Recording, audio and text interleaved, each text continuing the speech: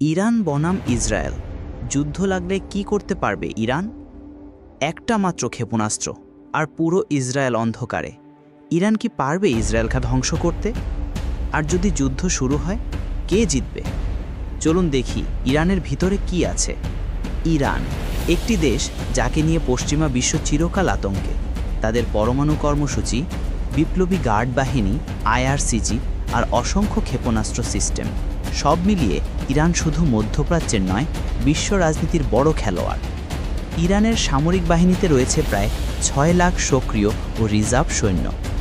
আইআরসিজি বা Islamic revolutionary guard corps হলো তাদের শক্তিশালী অংশ। এদের আল কুদুস ফোর্স আন্তর্জাতিক সন্ত্রাসী গোষ্ঠীগুলোকেও সমর্থন দেয় বলে অভিযোগ। এদের কাছে রয়েছে ব্যালিস্টিক মিসাইল যেমন শাহাব 3, ঘাদর, ফাতেহ 110, ড্রোন আর্মি যেমন শাহেদ 136, যেটা ইউক্রেনে ব্যবহার হয়েছে, এয়ার ডিফেন্স বাবার 373, যা S-300 মতোই শক্তিশালী, নাভাল পাওয়ার হরমুজ উপসাগরে ছোট ছোট নৌকা দিয়ে বড় জাহাজ থামানোর ক্ষমতা রাখে। ইসরায়েলকে মোকাবেলা করার সক্ষমতা ইরানের সবচেয়ে বড় শক্তি। এদের মিসাইল রেঞ্জ, শাহাব সিরিজের ক্ষেপণাস্ত্র 2000 কিমি পর্যন্ত যেতে পারে, যার আওতায় পড়ে পুরো ইসরায়েল। এছাড়াও ইরানের প্রক্সি নেটওয়ার্ক অনেক শক্তিশালী। হিজবুল্লাহ যে লেবাননে, হামাস যে গাজায়, আর হুতি যে ইয়েমেনে, তারা যে কোনো সময় ইসরায়েলকে চারদিক থেকে আক্রমণ করতে পারে। তবে ইরানের কিছু বড় দুর্বলতাও আছে।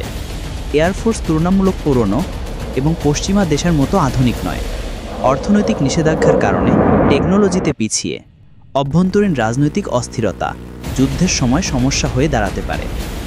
যদি যুদ্ধ শুরু হয়, ইসরায়েল আক্রমণ করলে ইরান প্রতিশোধ নিতে পারে সরাসরি মিসাইল দিয়ে অথবা প্রক্সি বাহিনীর মাধ্যমে। এই যুদ্ধ মধ্যপ্রাচ্যকে অস্থির করে তুলবে, তেল গ্যাসের দাম বাড়বে, বিশ্ব অর্থনীতিও কাঁপবে। এমনটি বড় বিশ্বযুদ্ধের আশঙ্কা উড়িয়ে দেওয়া যায় না।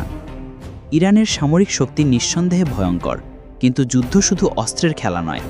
রাজনৈতিক, অর্থনৈতিক ও আন্তর্জাতিক সম্পর্কের ভারসাম্যও বড় বিষয়।